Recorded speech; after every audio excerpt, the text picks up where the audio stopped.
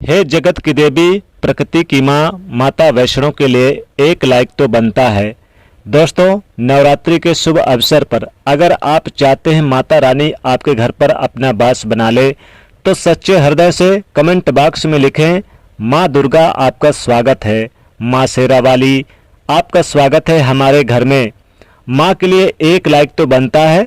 तो आइए जानते हैं दोस्तों, नवरात्रि में क्या खाना चाहिए और कौन सा फल नहीं खाना चाहिए, कौन सा फल खाना आवश्यक है और क्या नहीं खाना चाहिए, आज हम आपको विस्तार से बताएंगे।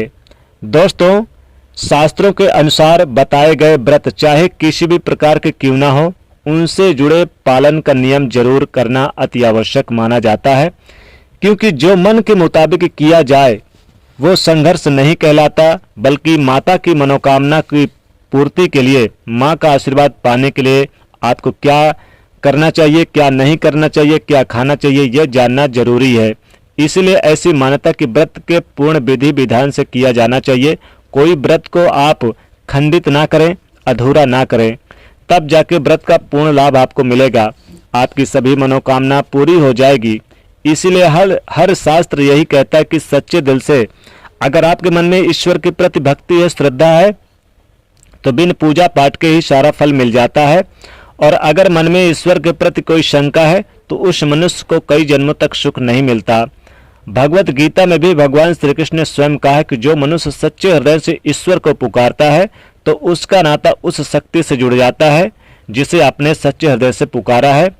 इसीलिए आपको शारदीय नवरात्रि के शुभ अवसर पर माता रानी शेरा वाली को सच्चे मन से पुकारना है और आप उनकी भक्ति से अभी से लग जाएं, उनकी भक्ति में सच्चे हृदय से। अगर आप माता शेरा वाली को पुकारेंगे तो आपके हर मनोकामना माता रानी पूरी करेंगी। कई लोग ऐसे भी हैं जो भगवान के प्रति घंटों पूजा करते हैं लेकिन मन से नहीं करते हैं, तो उनकी मनोकामना कैसे पूरी होगी। अगर आप सच्चे मन से माता रानी शेरा वाली को पुकार रहे हैं तो यकीनन माता रानी नवरात्रि पूरी होने से पहले ही आपकी मनोकामना पूरी कर देंगी। तो नवरात्रि के दौरान क्या खाना चाहिए और क्या नहीं खाना चाहिए, क्या पीना चाहिए, क्या नहीं पीना चाहिए, कौन सा फल खाना चाहिए, कौन सा फल आपको नहीं खाना चाहिए, दोस्तों हम सब कुछ आपको बताएंगे इस एक छोटे से वीडियो के माध्यम से। दोस्तों, ये जानना आपका जरूरी है कि व्रत में क्या खाना चाहिए, जो आपके लिए महत्वपूर्ण है।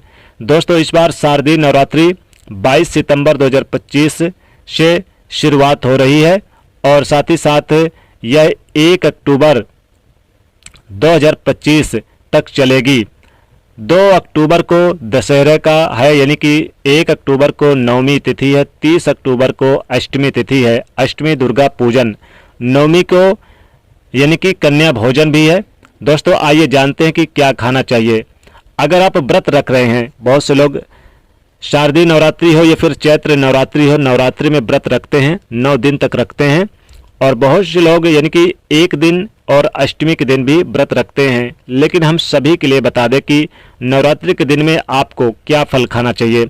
अगर सेव मिल जाए, आपके घर में सेव है या फिर आपने बाजार से मंगा के रखे हैं, तो सेव का सेवन जरूर करना चाहिए। नवरात्रि के दौरान सेव का सेवन कर लें। सेव के साथ साथ आप यानी सेव में बहुत ही ज़्यादा, चूँकि इसमें एनर्जी भी मिलती है, पानी भी मिलता है, यानी कि आपके शरीर में जो जो आवश्यकता है वो सब कुछ मिल जाता है। और पपीता भी आपको मिल जाएगा, पपीता जरूर खा लीजिएगा। तरबूजा खा लेना चाहिए, तरबूजा, मीठे अंगूर खा लेने चाहिए।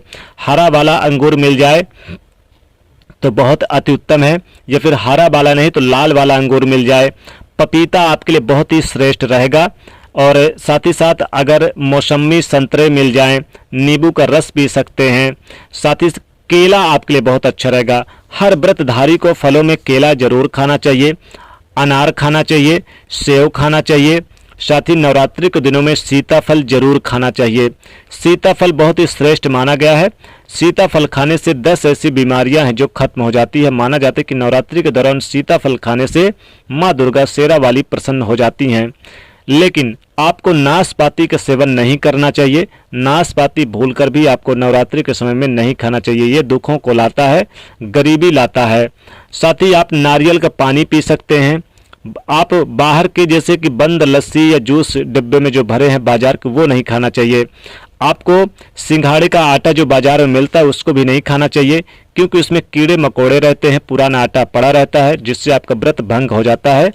आप जब भी व्रत रखते हैं तो बाहर बाजार की चीज़ें बिल्कुल ना खाएं, सिर्फ फल को लाकर धोकर उसे खाएं और नमक युक्त कोई चीज़ ना खाएं। आप दही वगैरह कुछ भी ना खाएं व्रत में।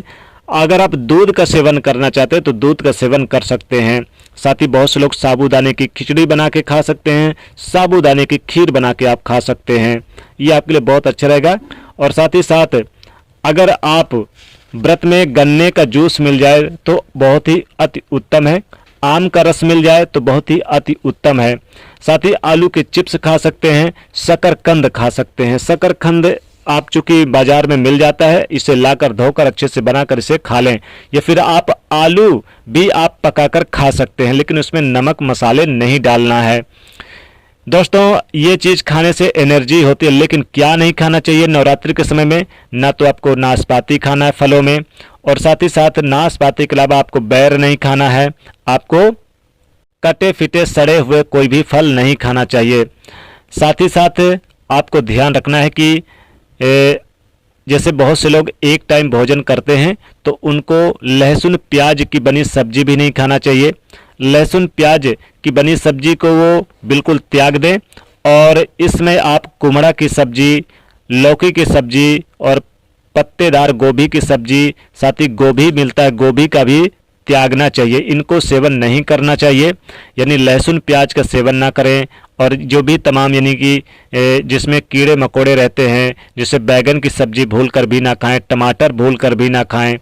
इसमें सब्जी तो बिल्कुल भी भूलकर कोई भी हरी सब्जी का सेवन ना करें, कीड़े मकोड़े पड़े रहते हैं। तो ये चीज़ें बिल्कुल आपको नवरात्रि के समय में नहीं खाना है।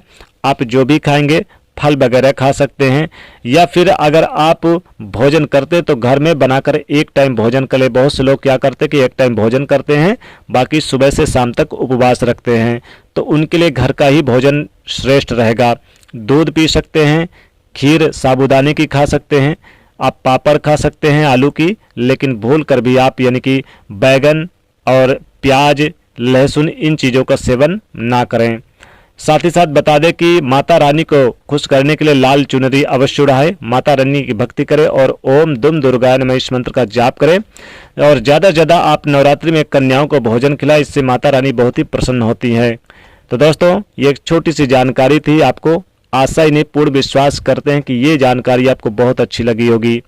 अगर अच्छी लगी है तो ज़्यादा से ज़्यादा वीडियो को आप शेयर करिएगा, और इस वीडियो को लाइक करिएगा, और चैनल से जुड़ने के लिए सब्सक्राइब करिएगा, और माता का नाम इस कमेंट सेक्शन में ज़रूर लिख दीजिएगा। जय माता दी।